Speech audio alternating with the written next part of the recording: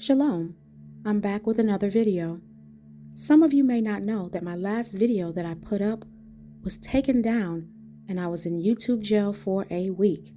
Boy, I tell you, does the truth hurt. But I'm back again with another video, titled, Does the Bible Contradict Itself? Did Yeshua come to save the entire world or just the lost sheep of Israel? Which one is it? Well, if you don't know, you're going to find out in this video. You see, you can't just read one Bible verse and think you have the answer to our entire story. You must read precept upon precept, line upon line, here a little and there a little, for understanding. For those of you who claim to know the Bible, you should know that almost the entire Bible is written about the Hebrew Israelites.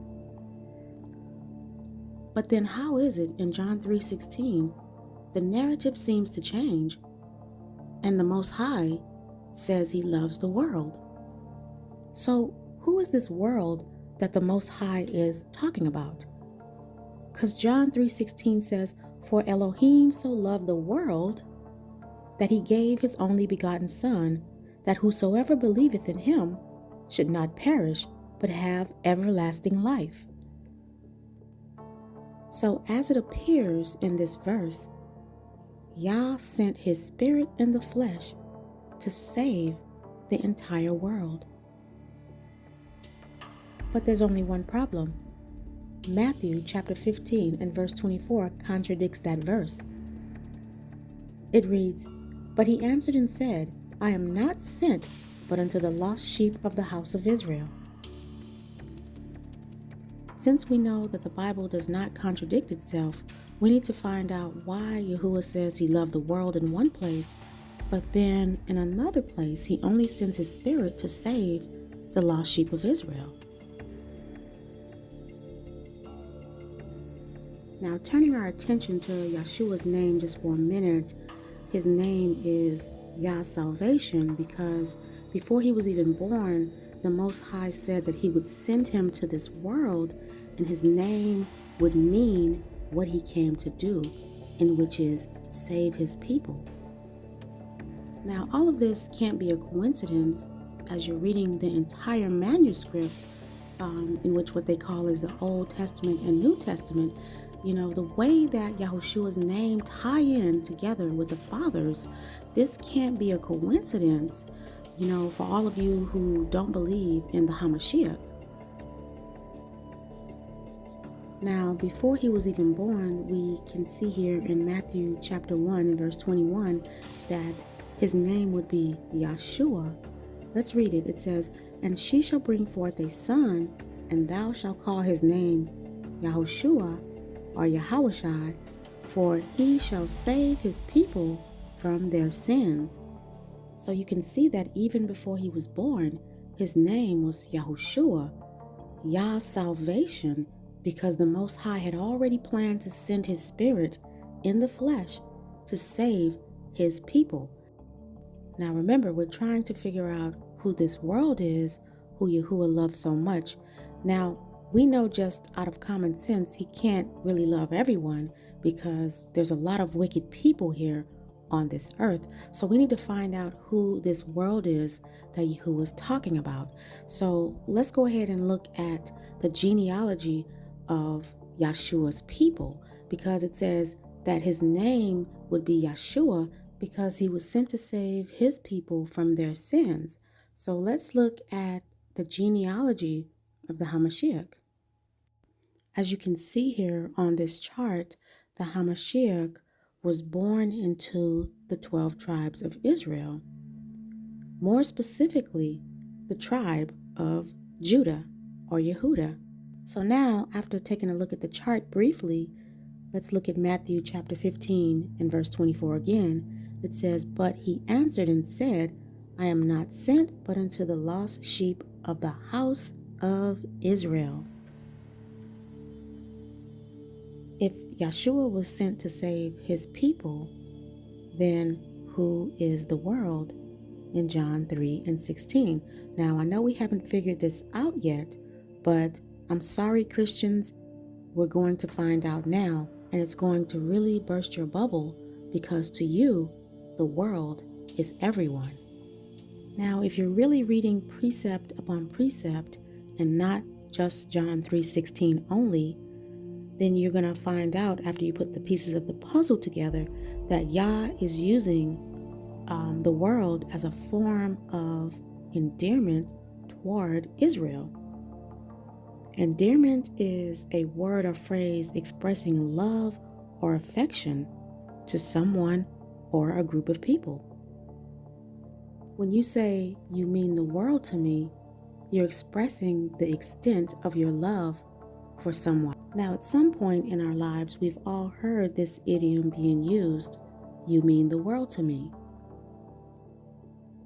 It's a form of endearment, and it shows the extent of the love you have for someone.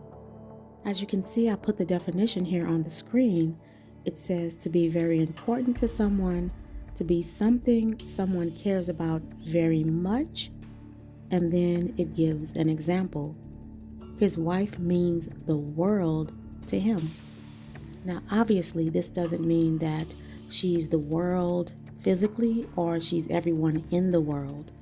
You have to make sure that the word is being used within context, because if I say this is a crazy world, I'm referring to all the people in this physical world and the crazy events that are taking place here. When reading the scriptures, it's important that you stay within context, because you can veer off and get lost really quickly. Now, besides the fact that in almost the entire Bible, the Most High is addressing the Israelites, the Christians are probably still saying, I still don't see where in John 3:16, the Most High is referring to the Hebrew Israelites as the world that he loves. Well, let's look here in Isaiah chapter 45 and verse 17. It says, but Israel shall be saved in Yahuwah with everlasting salvation. Ye shall not be ashamed nor confounded, world without end. Now, I'll just let you think about this for a moment. You've been lied to, and that replacement theology will not help you in this moment of truth. You've been lied to and told that you, the church, have replaced the seed of Israel. Now, that's a big fat lie. That's replacement theology. And the Roman Catholic Church have hid from you the fact that the physical Hebrew Israelite bloodline or seed still exists. You see, they know, but they don't want you to know. Satan has truly deceived the whole world into thinking that the church have replaced the bloodline Hebrew Israelites.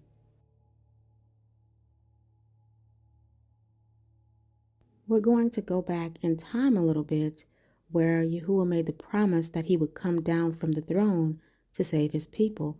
This is why I always tell people when they come on my channel talking that nonsense about the Hamashiach not really existing or just being a regular man, that he existed before he was ever in the flesh, because he is the Most High's word. So let's look at the book of Adam and Eve here. I think we're going to look at chapter 14, verse 3 and 4. And it reads, again said Elohim to Adam, all this misery that you have been made to take on yourself because of your transgression will not free you from the hand of Satan and will not save you. But I will, when I shall come down from heaven and shall become flesh of your descendants, and take on myself the infirmity from which you suffer, then the darkness that covered you in this cave shall cover me in the grave, when I am in the flesh of your descendants. Yeshua was born into the 12 tribes of Israel, specifically from the tribe of Yehuda. Now that we've gathered this information and we are understanding this within context, using precept upon precept and not one verse, we can see that the Most High loved Israel, that they meant the world to him. And since the beginning of time, the Most High even spoke to Adam before Israel was here. The Most High had to have a plan for the people who meant the world to him. And I want to stay within topic, but I must add that even the Gentiles who cleave to the house of Yaakov will be saved. But I don't want to get into that because then it would take us off topic. I want to look at another Bible verse here because there's a lot of people who continue to post things on my channel about the Hamashiach not even existing and the New Testament not being valid or being void. And what's really sad is you can tell that these people are just thinking up these things in their own mind. And we all know what the Bible says about that. In Proverbs chapter 14 and verse 12, it says, "There is a way that seems right to a man, but its end is the way of death." Now, it seems right to them to think that the New Testament is just made up by man and that it's void, vain, and we shouldn't be reading from it. And we all know that that's when the Hamashiach came on the scene in the so-called New Testament, but no matter how you slice it, these people are not going to be able to get rid of the Hamashiach or remove him from the scriptures because he's there in the very beginning, if you know and understand what you're reading. So although we see in the so-called New Testament where he in fact came in the flesh, he still existed prior to even walking this earth. The part that I don't understand is how these people who want to do away with the so-called New Testament and only believe upon the Old Testament, how is it that they don't see the Hamashiach in these feast days? Because surely they're keeping the feast, correct? All the feast days in the Torah point towards the Hamashiach. All the feast days in the first 5 books of the Bible point toward the Hamashiach coming in the flesh. Now we can see here in the book of Adam and Eve where the Most High was telling Adam that he wouldn't be free from the hand of Satan until Yahuwah comes in the flesh of Adam's descendants. You see, Yahuwah's word is too complex for any human to have written.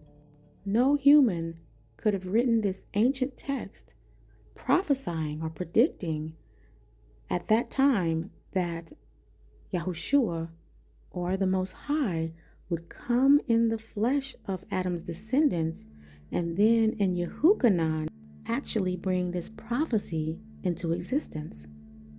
In Yehukanan or John chapter 1 and verse 14 it says, "And the Word was made flesh and dwelt among us, and we beheld his glory, the glory as of the only begotten of the Father, full of grace and truth." And then we see in John 12 and 46 where it says, "I am come a light into the world, that whosoever believe on me should not abide in darkness." Because the Hamashiach is the word of the Most High, he can't be anything other than the truth. He co-signs and agrees on everything that the Most High stand for, so that there's no confusion as to who the Hamashiach is. Now before I go, I want to leave you with a deeper Bible mystery. Now before you take this in, I'm going to need you to pray for the Holy Spirit to guide you in wisdom as we take a look at this profound mystery. In John chapter 12 and verse 46, the Hamashiach says, "I am come a light into the world, that whosoever believeth on me should not abide in darkness." Now staying within context, this is not talking about a physical light and darkness that can be visualized with your 2 eyes. We're talking about the light of the Hamashiach and the darkness of the wicked one. Now here's the deep mystery. Let's look at Genesis chapter 1, where it says, "In the beginning, Elohim created the heaven and the earth. And the earth was without form and void, and darkness was upon the face of the deep. And the Spirit of Elohim moved upon the face of the waters. And Elohim said, Let there be light. And there was light." Listen closely. Verse 4 says, "And Elohim saw the light, that it was good. And Elohim divided the light from the darkness." Now verse 5 said that Yahuwah called the light day, and the darkness he called night, and the evening and the morning. This was the first day. So where was that light sourced from if the sun wasn't created until the fourth day? Well, I'll tell you, I believe that this was the light of the HaMashiach. Now let me see if I can put this all together without being too long-winded. In the first book of Adam and Eve, chapter 12, Adam and Eve realized how blessed they were prior to their fall. They were never thirsty, they were never hungry, they were never scorched by the sun. But now that they're not in the garden anymore and they're living in this cave, their eyes have been opened to this darkness that have caused them all this suffering. They didn't want to live any longer, and they tried to, kill themselves many times, and they were very sorrowful, and they repented often to the Most High. When the Most High saw the sorrow of Adam and Eve and how they repented often and were so sad that they fell, he sent the same word that we see in Yehukanan here. Also in the book of Adam and Eve, when it appeared that Adam had killed himself because he was so sad that he had transgressed the Most High.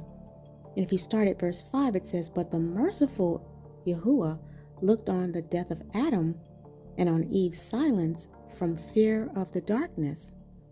And it goes on to say, "And the word of Elohim came to Adam and raised him from his death, and opened Eve's mouth that she might speak. Then Adam stood up in the cave and said, O Elohim, why has light departed from us, and darkness covered us? Why did you leave us in this long darkness? Why do you plague us like this?" So far, I'm hoping that you all can see the spiritual lightness and darkness that's taking place, because this is the same darkness that's in the world now. It feels like the Most High has left us here a very long time. And just like the darkness here is grievous to us, also was it to Adam and Eve in their time. This is that same darkness.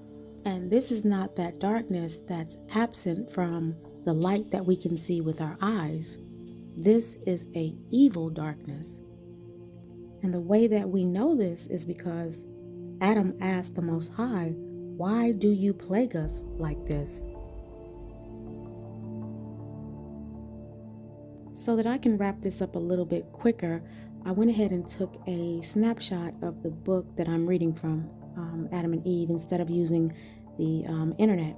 So it says, "Then when Elohim, who is merciful and full of pity, heard Adam's voice, he said to him, O Adam, so long as the good angel was obedient to me, a bright light rested on him and on his hosts.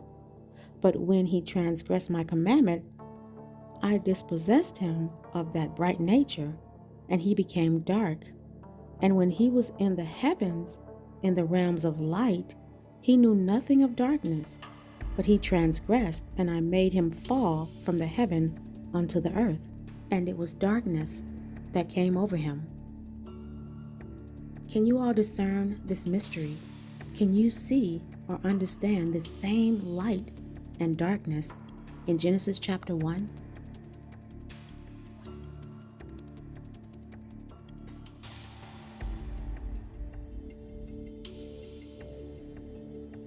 Verse 6 says, "And O Adam, while in my garden and obedient to me, that bright light rests also on you.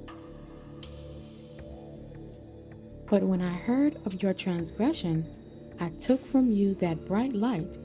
Yet of my mercy, I did not turn you into darkness, but I made your body a body of flesh, over which I spread this skin, in order that it may bear cold and heat. If I let my wrath fall heavily on you, I should have destroyed you, and had I turned you into darkness, it would have been as if I killed you. But in my mercy, I have made you as you are when you transgressed my commandment.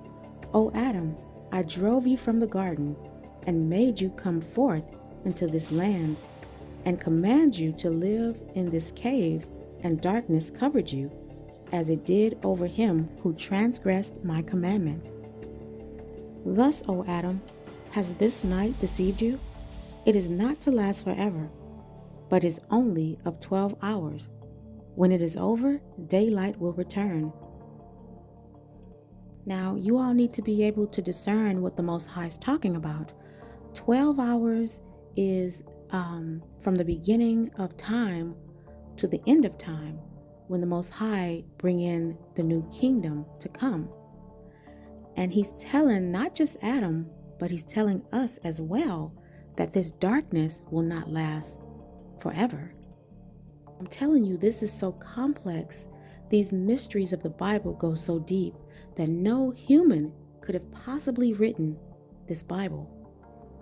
Most High gives us a picture of the time frame.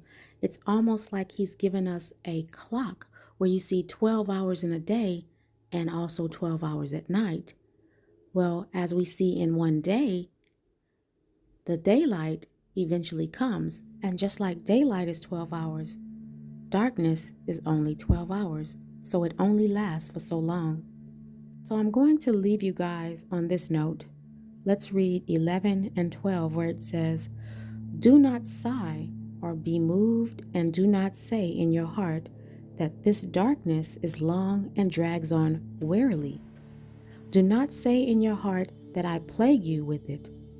Strengthen your heart and be not afraid. This darkness is not a punishment." I really hope that I did a good job at trying to convey this message to you. It is a very deep mystery, and it's not what your physical eyes can see, but what your heart can hear. And what we're looking at today is a plan that the Most High had for his chosen people, the so-called black people, the children of Israel. And you see, while the church have been set up to hide this bright future from the children of Israel, the Most High is beginning to wake us up in the land of our captivity as promised.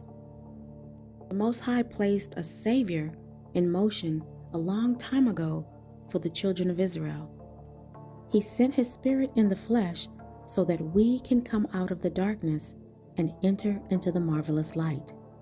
1 Peter chapter 2 and 9, "But ye are a chosen generation, a royal priesthood, an holy nation, a peculiar people, that ye should show forth the praises of him who had called you out of the darkness into the marvelous light." These peculiar people are the children of Israel, the so-called black people. And if you have eyes to see, we are the ones suffering from this great darkness. May Yahuwah bless you and keep you and your family safe in these dark times. Remember Matthew chapter 24 and verse 13. "He that endures unto the end, the same shall be saved." And until my next video, Shabbat Shalom.